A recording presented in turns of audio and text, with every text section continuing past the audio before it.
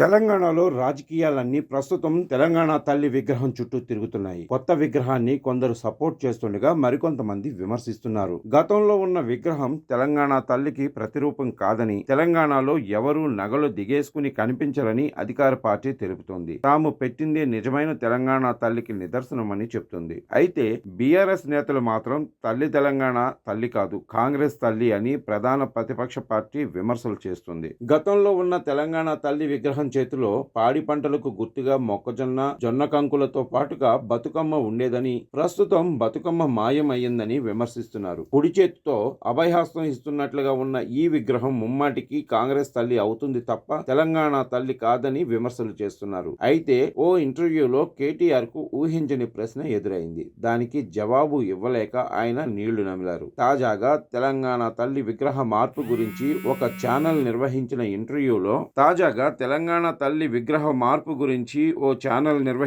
ఇంటర్వ్యూలో పాల్గొన్న కేటీఆర్ ప్రభుత్వ తీరుపై తీవ్ర స్థాయిలో ఆగ్రహం వ్యక్తం చేశారు. తెలంగాణ తల్లిని మార్చి కాంగ్రెస్ పార్టీ మరోసారి తెలంగాణ ప్రజలను అవమానిస్తోందంటూ ఆగ్రహం వ్యక్తం చేశారు.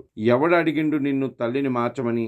ఇది వరకు ఉన్న ఆకృతి బాగా లేదని ఎవరైనా చెప్పారా? ఇవాళ కాంగ్రెస్ తల్లిని పెట్టి మళ్ళొకసారి తెలంగాణను అవమానిస్తున్నారు. భార్యను మార్చిన వాడు ఉన్నాడు, కానీ తల్లిని మార్చిన దుర్మార్గుడు ఈ రేవంత్ రెడ్డి అంటూ తీవ్ర స్థాయిలో విమర్శలు చేశారు. ఈ నేపథ్యంలో ఓ యాంకర్ ఓ ఫోటోను చూపించి 1969లో తొలిదశ తెలంగాణ ఉద్యమం మొదలైనప్పుడు తెలంగాణ తల్లి విగ్రహాన్ని ఆనాటి ఉద్యమ నాయకులు ఈ విధంగా రూపొందించారు. తెలంగాణ మలిదశ ఉద్యమ సమయంలో మీరు ఆ విగ్రహాన్ని మార్చారు అంటే తొలితరం ఉద్యమకారులను అవమానించినట్లుగా భావించవచ్చా అనటంతో కేటీఆర్ షాక్ అయ్యారు. ప్రస్తుతం ఈ వీడియో సోషల్ మీడియాలో తెగ వైరల్ అవుతుంది.